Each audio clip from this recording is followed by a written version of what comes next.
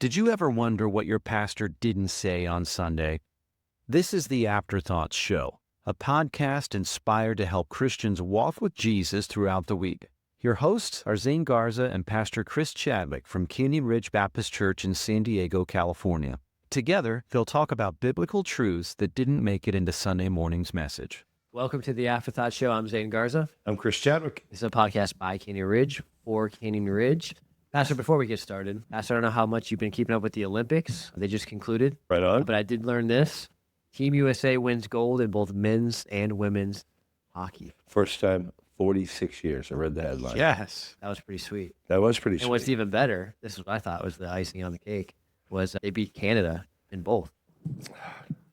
There's few things in life that give me more joy than beating Canada. Especially at hockey. Yeah, that's their sport. That's their Their sport. sport, I don't right. have anything against Canada. I love it. They have good maple syrup and good fishing, and it's beautiful and really nice people. But Very good neighbors, but I was thinking, Pastor, this could have been avoided if they just would have became the 51st state. if they would have been the 51st state, they wouldn't have lost in the They could be hockey. gold medal winners with us. I didn't think of it from that perspective. Thank you for bringing balance to my kindness. You reap what you sow. And so-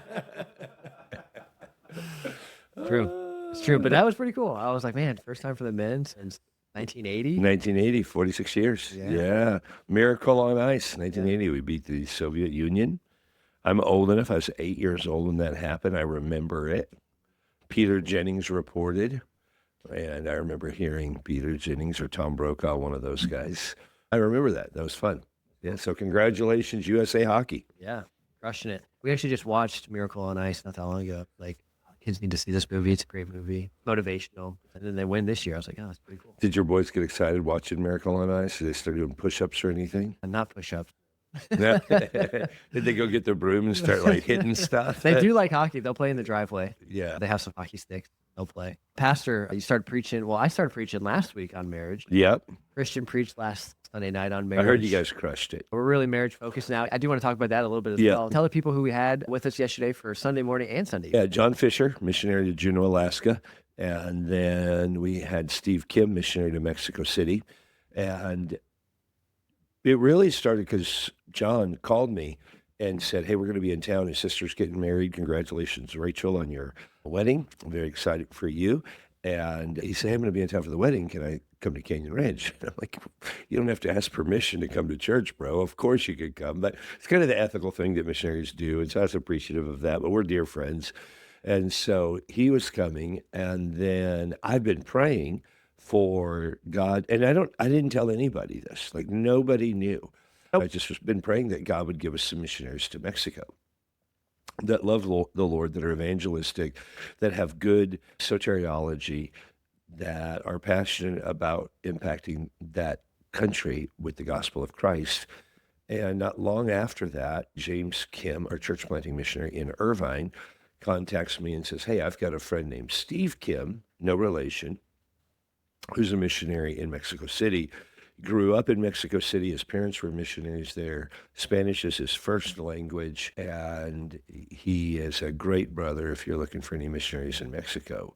So we sent him a questionnaire because we don't just give money to missionaries. I don't care who recommends it. The only missionary I think that didn't fill out a questionnaire was my dad, and he helped me write it. So I figured, like, I already knew his answer, so I know where my dad stands. But Steve filled out the questionnaire, sent it back. We tried to have him back in, I think, the fall of last year, and it didn't work out in his schedule yesterday. He gave me a couple of dates, and I was like, it'd be cool to have him come on the same day as John Fisher. We could represent either ends of the continent. And I thought that was just kind of, for me personally, that was kind of a fun thing. And he came, and man, he did a great job. Both the guys did a great job. Our church has heard from John Fisher several times, and though many people hadn't heard from him in a while. Yeah, I was going to say, I mean, our church did the transition. I mean, that was probably the first time many people had actually heard of him. Yeah, it is. Not everybody. There's been people who have been around for a while. It's the nature of where we are, right? Yeah. And the nature of the ministry the Lord's given us and the blessing that it is. But I think John did a great job, and Steve last night did a wonderful job. And I thought the Q&A was really helpful and profitable. I enjoyed, Callie told me it caught her by surprise when Ruth Fisher started speaking Spanish, like she's from Mexico, which she is She actually. is because like English is her first language, but I think Spanish is tied for first. You hear her accent, like yeah, it was good. she didn't learn that in high school in Iowa. She grew up on the mission field, and her dad has a legendary ministry down there. I think her parents she's one of like 10 to 13 kids. I don't remember the exact number, but it's over 10. Her dad's just kind of a pioneering missionary down there. I don't think I'm exaggerating when I say, like, her dad back in the 70s was trying to, quote, find himself. And he was raised in Vista, and I think he walked from Vista to Mexico City and got saved. It's a really interesting story. It's very interesting that you say that. This going back to our service review from last night, how her dad did that, and then Brother Fisher, who pastored Lighthouse, his story is a little like that as well. It's a more than unique story of how he came to Christ, and it's so awesome to see how God redeems people, what he saves them from, how he uses people with very non-typical personalities for the glory of God. I love it. It's great. And sometimes people think everybody has to have a similar personality, and nothing could be further from the truth. If he's living in this God-given role and he's grown to be more like Christ, he's got a great personality. What I loved about it was kind of, we get this idea in our mind, church life, like everybody's going to be in this box when it comes to their testimony, and like you got these like wickets that you hit. Yeah, like, yeah. If you're outside of that, it's like, I'm not so sure, but like the Lord will do what he wants to do. And obviously we do believe in good soteriology and doctrine and all that. All that's important. Yeah. It's necessary. But, God, the old saying, God's not, you can't put God in a box. I know you don't like that saying, and for good reason, but that's a testimony. Yeah, and the Lord used it in a wonderful way, and Brother Fisher's motivated thousands of pastors across the country and encouraged them because we all have uniquenesses. If you have a box mentality in your ministry, or you have these fleshly prescribed parameters, and by fleshly I mean they're just not biblical, what you will do is you will force people into those parameters who shouldn't be in those parameters, and they won't have joy. We want to change Bernie's personality from who he is, or your personality from who you are. Some people like all of our personalities different. And we're not trying to make the whole world happy. We're trying to grow, not be an offense to the gospel, but be who God made us. And I find so much joy in that. And so Brother Fisher and Kevin Wynn's story are those things. I thought it was great that the missionaries that we had, Steve Kim and John Fisher, I feel like their personalities were very different. Steve last night in service review was asking tons of questions, very vocal, and Brother Fisher had great things to say, but he was more like, let me wait for everybody to talk, and then like very dialed in statement or question, and just their personality was different, but they were both a huge blessing. I really enjoyed that. They really came out in the Q&A, I thought. And Pastor, can you explain why we do a Q&A? Maybe there's some people listening, they don't do missionary Q&A at their church. Like, why do we do that here at Clamor Ridge? The Bible says counsel in the heart of a man is like deep water. Wise is the one who draws it out. So we can hear guys preach, and that's very profitable. Obviously, the preaching of the word, the foolishness of preaching, all of that, the Bible's very, very clear on that. So it's not a competition between that and preaching. We do a Q&A because I want to hear different aspects of our missionaries' lives. Like Steve said something last night, and the question was, what's been the most difficult thing since you've been on the field? And he said, my wife's culture shock. He said, I didn't realize that my wife would have culture shock. He goes, because I'm from Mexico City. I understand Mexico City. I thought my wife would be totally fine, but his wife is Korean. He said, my wife had major culture shock moving, and you could tell that was heavy on his heart. And so we were able to pray for him because it would be a culture shock for any of us who didn't grow up there. And you don't get to hear that in a message. You don't get to hear Ruth Fisher's burden for her children. And the fact that she's kind of a more introverted. I think she said that John's a social butterfly, but she can go to Costco once a week and stay at home the other 164 hours of the week and be just fine. And yet God uses both of them to reach people. And so you don't get to hear that. I also like to hear a wife's perspective because I want some of the ladies at Canyon Ridge to be able to hear that. I really enjoy it every time. I love just spending time with missionaries, church planners. I'm excited for next week, meeting Richard Rossiter. I don't know anything about him. He's coming to speak at our marriage weekender this weekend. Pastor, could you fill in the Canyon Ridge family, like what to expect with Pastor Richard, who he is, where he's from? He's from Tampa, Florida, church planner in Tampa, Florida. He's got a great personality. He's very gifted in so many ways. He's a gifted speaker. He's going to do a phenomenal job at helping our marriages. We call it prehab. If you're serious about marriage and your marriage, you're going to do everything you can to be here. He's going to help us immensely. I'm going to be speaking on the subject of bitterness and forgiveness in marriage. Normally, this is my year to speak about the physical aspects of marriage, but I'm not going to do that. I feel led of the Lord to speak on bitterness and forgiveness out of Ephesians chapter 4. Very excited about that opportunity. Really a series that we started yesterday in church. He's been in Florida, I think, 20 years, and he hosts a Florida men's meeting that I preached at this last year, and they had, I think, like 500 or 600 guys there, packed out at church. They could have more, but they don't have a venue to have more, and it's just a real benefit. He's a good leader, good husband. I think they have 9 or 10 kids, and they love the Lord. He's just a great dude, and we're going to love he and his wife being here. How can we be a blessing to them? How can Canyon Ridge be an encouragement to visiting pastor? Any visiting pastor, you want to walk up and introduce yourself, tell them a little bit about who you are, shake their hand. They're nervous coming in. You got to understand that. Don't occupy all their time. Let them get to know a lot of folks, Right. But let them be a blessing to them. Hey, hey, my name is Zane Garza. Obviously, you're going to meet them because you're on pastoral staff, but anybody listening, introduce yourself to them and just have a conversation with them. And he'll do a great job of getting to know people. But I've been at churches speaking, I do that 5 or 6 times a year. Sometimes it happens super easily and naturally, and sometimes it takes a lot of work to get the people out. And then sometimes you have the people that captivate you. All right, Canyon Ridge, we got to be the natural church. You got to make it easy for Pastor Don't make Richard it as well. awkward. Make it easy. You preached on marriage yesterday, Pastor. And instead of the stereotypical Ephesians chapter 5 message, we are in Ephesians chapter 4, Yeah. verses 28 through 32. Can you fill us in real quick before I jump into your first point? Why did you choose this text over a typical text that you would normally hear?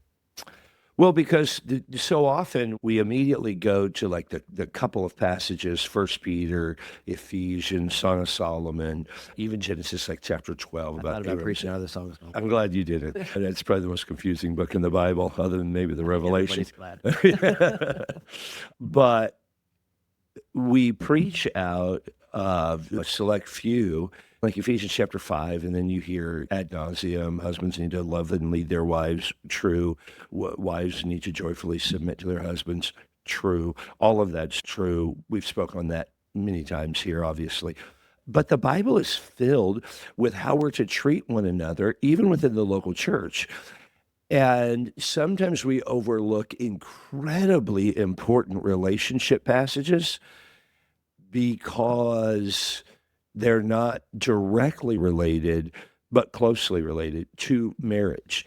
So we looked at Ephesians chapter 4 because this is how believers are supposed to treat each other within the local church. It ought to be very convicting because I don't think our church does a very good job at this at times. I think we have to do better at that. It ought to cause us, and that's not, I don't want anybody to feel guilt over that. I want us to stop and meditate and ponder. Am I having the kind of relationships with other believers in the church that God has called me to have? So sometimes you can go into church and there's a coldness and a stiffness, and unfortunately it's probably had that happen at Canyon Ridge over the years. I'm not trying to act like we're the ultimate church in any way, shape, or form. We've got so much growth to have. And one of the growth points is the relationships that we have and what God has called us to.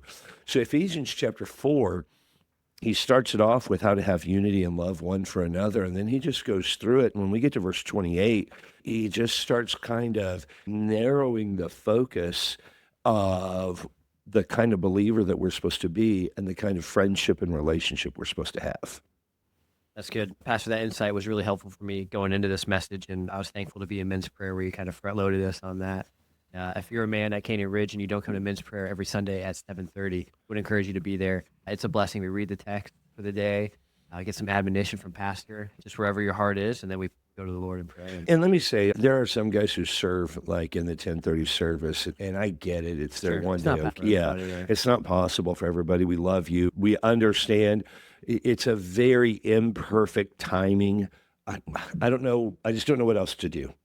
When you have two services. Yeah, when you have service at 8:30, you got to do it. You got to kind of do it that way. I'm glad it's not at 6:30, Pastor. So, Pastor, Ephesians chapter 4, verse number 28 through 32, your opening illustration, it really was powerful and obviously providential. The Lord led you to talk to that man on the airplane. That was awesome. On the way back from Las Vegas, that final flight from New Mexico, talking about chronic wounds. Yeah.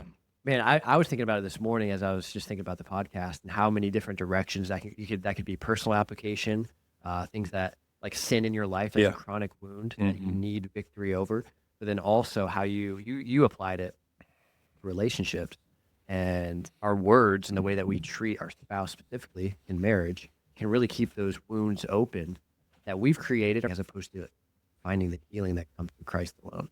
You jumped in to the message with point number 1 in verse number 28. Your point was work diligently. My favorite point of the whole message, you talked about stealing. Verse number 28, let him that stole steal no more. Yeah. Can you go in a little bit with how you applied stealing to a relationship? 'Cause like many of us off the bat, I would have applied this to my marriage. Like what's hers is mine and mine is hers. I don't steal from my wife, but you made a case that we do. Yeah, I would make this argument. Often you're not taking a tangible item from another person in the marriage or even in the relationship, the friendship, but there are many emotionally lazy folks who won't put in the work. They won't have the hard conversations without fighting. So as soon as a hard conversation comes up, they recoil back to their defensive position and they start arguing and they're immediately defensive. Why? Because they're lazy. And they don't want to do the emotional work. A lot of this is prefaced in the introduction. They never saw their parents have healthy disagreements or give godly criticism, like we do at Service Review. They weren't in the habit of hearing disagreements. And so as soon as a difficulty comes up, they immediately recoil either into a fighting position or into the fetal position. And so emotionally, I don't mean that they cower, in the closet. I don't mean that at all. I'm not trying to be silly. I'm being very serious. That emotionally, they'll just, okay, whatever you want, just to keep you happy, That's an emotionally lazy position. That is stealing from your spouse. I am commanded as a husband, wives are commanded as well, to give the absolute best that I have to my spouse, to love her. Ephesians 5:28, so ought men to love their wives as their own body. He that loveth his wife loveth himself. I'm commanded to love her that way. And so I can't sit either in the fetal or fight position every time something difficult comes up. I would ask this question: when's the last time somebody read a book on marriage? When's the last time you memorized a Bible verse on marriage? When's the last time you had a conversation with a spiritual authority about how to improve your marriage? I'll be honest with you, in 30 years, I don't know that I've ever had anybody come to me and just say, hey, my marriage is doing well, but would you give me a couple of thoughts on how to improve it? I have had, because I like to invest in some of my hobbies. I like to lift weights and I like fountain pens.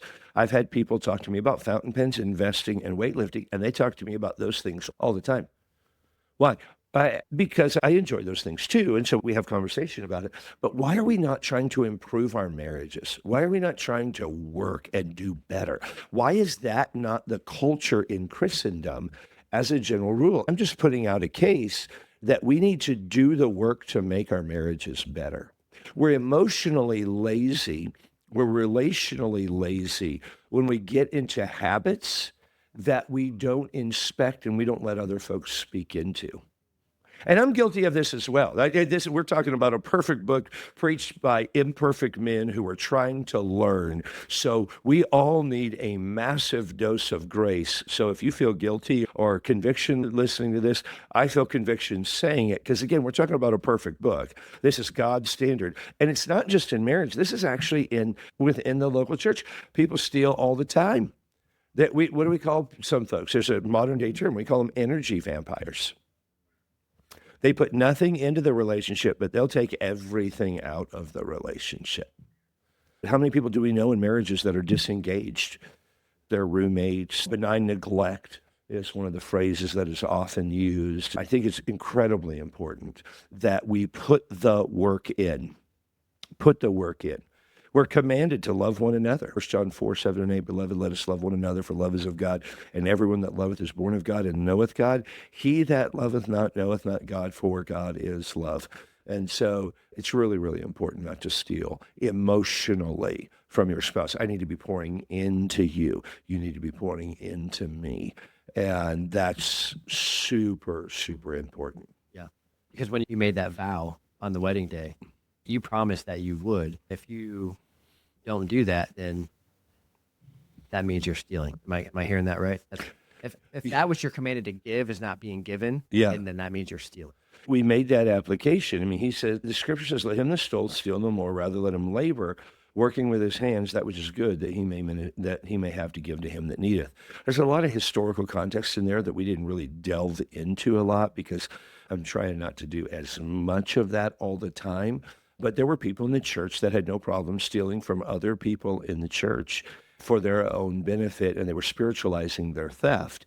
I think we can rationalize our emotional theft in our marriage, and the marriage becomes totally dependent on the other spouse, where there are guys that are video gamers, and they're going to play video games. You know, they get off work, let's say they work an 8-hour shift, and they're home 14 hours a day. They commute back and forth, takes an hour. And in the 14 hours that they're home, that are going to spend 8 hours a day playing video games. Well, 14 minus 8, you got 6 hours. They're going to sleep 6 hours, get up, go to work, come back.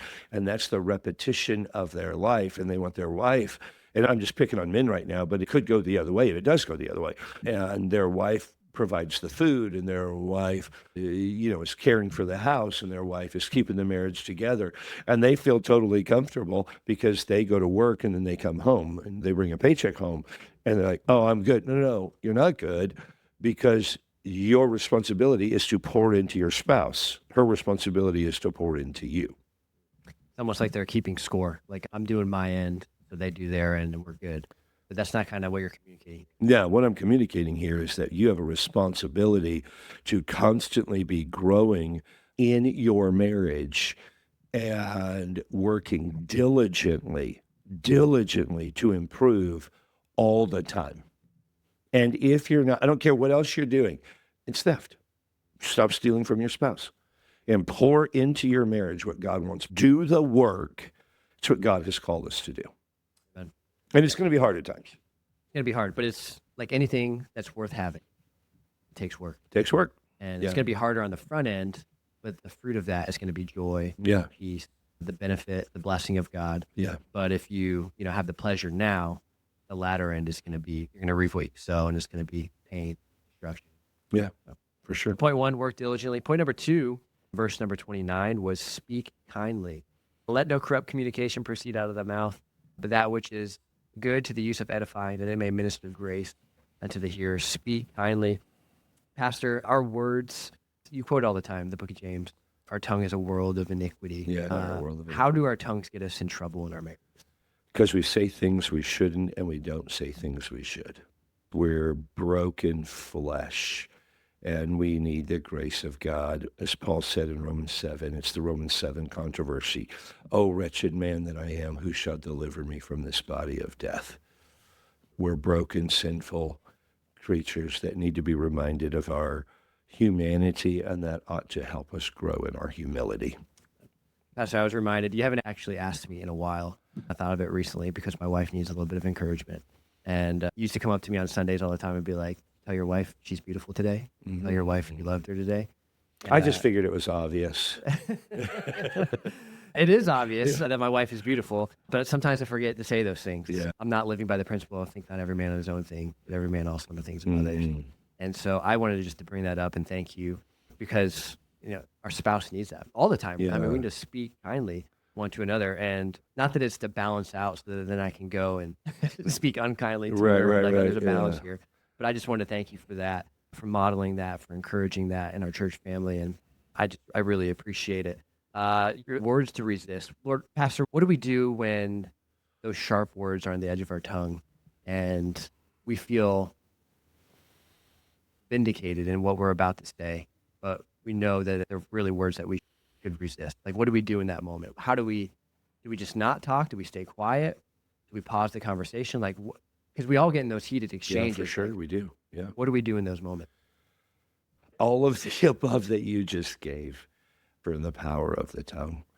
James says the tongue is a fire, a world of iniquity, full of deadly poison. The tongue can no man tame. It is unruly evil is the preface to that.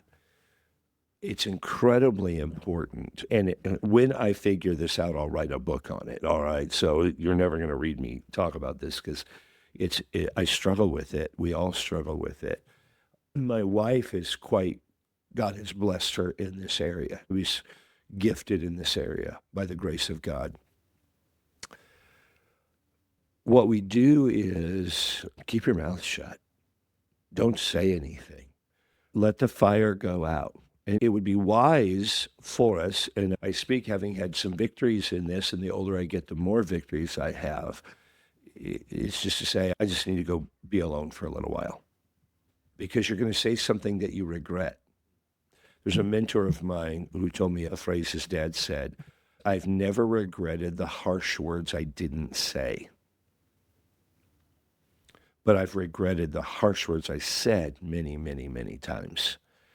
So Debbie and I were talking, and she kind of came up with this. She just thinking about humanity, the agrarian culture of a bygone era, when husbands and wives used to argue, the husband would have opportunity to go out in the field and be alone, and the wife would have opportunity to stay in the house and be alone, and they could process things without it being the heat of the moment. And they still had struggles too. That's why the Bible wasn't written for 21st century people. It was written for all people of all time, right? So it didn't matter the culture.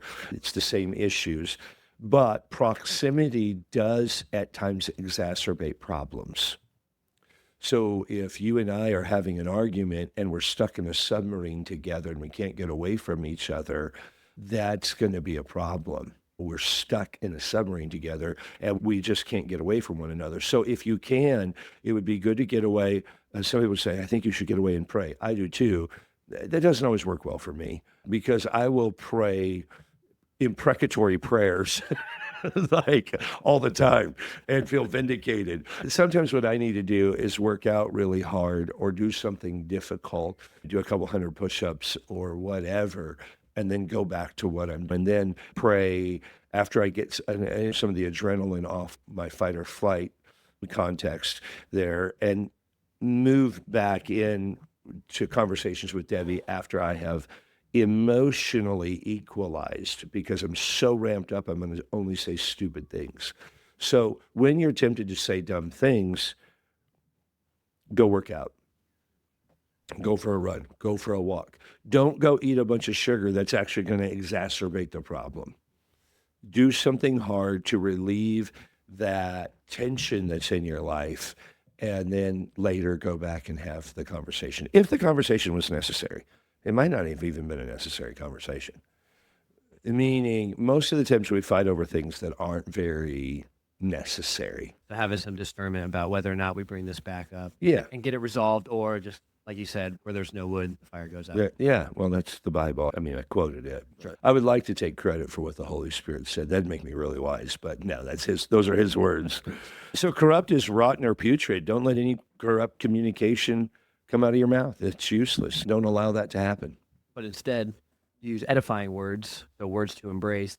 Verse number 29. Pastor, how can I build up my wife with my words this week? Find out what her needs are and speak grace into those.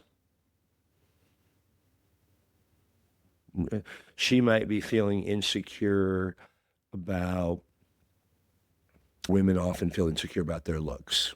She might feel insecure about the way that she looks on a particular day. Your wife's beauty, my wife's beauty, every husband listening, your wife's beauty is not wrapped up simply in the physical aspects of how she looks. And if it is, then you're a very fleshly human being. The better part of your wife's beauty is in her walk with God. Proverbs says this in Proverbs 31, favor is deceitful, beauty is vain, but a woman that fears the Lord, she shall be praised. What does it mean beauty is vain? It's just temporary. It means nothing eternally. And it means something temporally, and we love our wives and the way that they look, and we should. It's the first sign of attraction, so I'm not trying to take that away, but it is temporal, and we love them for who God made them and who they are. So you need to understand where your wife is coming from and love her that way. You might need to understand what your wife is struggling with and help guide her away from sin and lead her away from sin. It may be some difficult conversations about bitterness that she's having. And I'm not saying Kelly's listening to this going, why am I the object of it? We're talking to every wife, but anybody's wife. If any man was sitting here, your wife may be struggling with that. And you're to lead her spiritually away from those things. And I guarantee you there's some wives listening to this right now going, I think I wish my husband would do that. I need to do a better job in those areas of pastoring my wife. God has called us to lead them beside the still waters by the grace of God. He's the chief shepherd. I'm a pastor, so I'm an under shepherd, but husbands and fathers are under shepherds as well in a different way that a pastor is, but you pastor your family. And so find out what her needs are. Find out what she's struggling with sin-wise. And you lead them and help them grow. And I think more wives would joyfully submit to their husbands as their husbands had spiritual insight into their lives and what their needs are. And I'm learning this, man. We're all, by God's grace, learning and growing. So for brothers like, man, I'm a new Christian. I don't know that I'll ever get there. No, keep trying. I guarantee you, you will. You'll be way better than I am. By God's grace, you're going to be way, way, way better than I am. And that's my prayer. That's our prayer. That's what we want at Canyon Ridge. That's good. The whole 1 Peter, dwell with them according to knowledge. Find out where they're at. Pastor, thank you for your time. We are going to wrap it up right there because we have some work to do down in the multipurpose room. Finishing up a multipurpose room remodel. Yeah, I'm looking forward to it being done. Yeah. But I'm enjoying the process. We're going to be close. We're going to be close at the end of today. Today's going to be, I think, as much work almost as we can get done will be done close today. Yeah, I'm excited for it. Thank you if you've come out and you're listening to this. I appreciate your help in the multipurpose room. We're looking forward to it being done and using it to the glory of God and getting ministries back down there and people scuff up the floors and the walls and kids to throw basketball and into some drywall or something. Yeah. But it's been a blessing. So, Pastor, thanks for your leadership on that, allowing us to. Well, you guys are doing all the work, so Joyfully, it's been great. Yeah, the crib is clean, so we're thankful that we have to do some remodel projects, and we're happy to invest in those. And we encourage you to give and serve so that we can continue to invest in order for the gospel to go forward. The church needs more money than it has, and it needs more leaders than it can use. And we want the gospel to go forward, and we're praying diligently that God would use in a vocational way, either here at Canyon Ridge or in some other ministry, to get the gospel all over the world. Amen. Well, thank you for your time. And I did notice, actually, that looks like a different pen. I've never seen it. This is it's not new. I've had it a while. Okay. This is a Conklin, which is a long-standing company in America. It's a fountain pen company that started in 1889. And this is actually the Conklin 1889 with a number 6 Yovo steel nib. Is that when it was designed? It's a takeoff of that. They didn't design it with all these colors. I think the original was black. It's really a joy to write with. You want to give it a shot? Of course I do. All right. What is that? Is that a medium nib? It's fine. American and European nibs are a little thicker than Japanese It says nibs. Toledo, USA on the nib. Yeah. Made in Toledo, Ohio? Well, to a symbol in Toledo, Ohio. Yeah. So it's a symbol. Nice. It has a Ron Oster purple ink in there. I'm trying to think what it's called. Is it deep lavender is the name It's of it? definitely deep.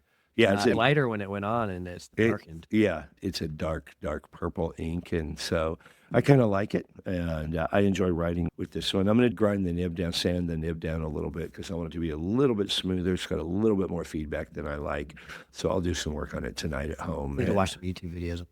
I feel like I'm not a professional by any means. I'm a novice, but there's some pens I'm like, I don't know if I really like that right. But if it's fixable, that'd be cool. Oh, it's fixable. So I have some 3,000, 7,000, 8,000, 10,000 grit sandpaper, and so 10,000 grit. 10,000 grit. Wow, that's a lot of grit. All right, thank you for your time, Pastor. Thanks for joining us. See you Wednesday night at Couples Week, Marriage Weekender. Please get signed up for Marriage Weekender. It is not too late to register for Marriage Weekender. We believe prehab, things like physically, like stretching, eating right, being hydrated, getting enough sleep, all of those things are sauna, cold plunge, are all more beneficial than rehab. We'd rather see you do the work on the front end so you don't have to go through the pain and damage of rehabbing something that is broken. Marriage Weekender is prehabbing your body. True story. I traveled last week. I didn't have time to do the prehab stuff that I normally do. I'm out of my routine. Physically, I am beat up right now. Prehab. I didn't prehab. Brothers, sisters, get signed up for Marriage Weekender. You can register for Marriage Weekender at CanyonRidgeBaptist.com or in the link provided. It will prevent a ton of problems. But we're doing good right now. That's why it's called prehab. You don't wait till the problem happens. Please get signed up, and it'll be awesome. We want to encourage you to be there. Debbie and I are coming. Wouldn't miss it for the world, and we hope that you will too. It's going to be great. Until next time, love Jesus, love people, invest your local church. You've been listening to the Afterthought Show with Zane Garza and Chris Chadwick. To listen to the sermon that inspired this episode, check out Canyon Ridge Baptist Church on Spotify, Apple Podcasts, or YouTube. For information about our church, Pastor Chris Chadwick, or how to know Jesus as your Savior, visit our website at canyonridgesandiego.com. Canyon Ridge is a growing church located in beautiful San Diego, California. If you're in the San Diego area, make plans to visit us this Sunday. We'll see you next time.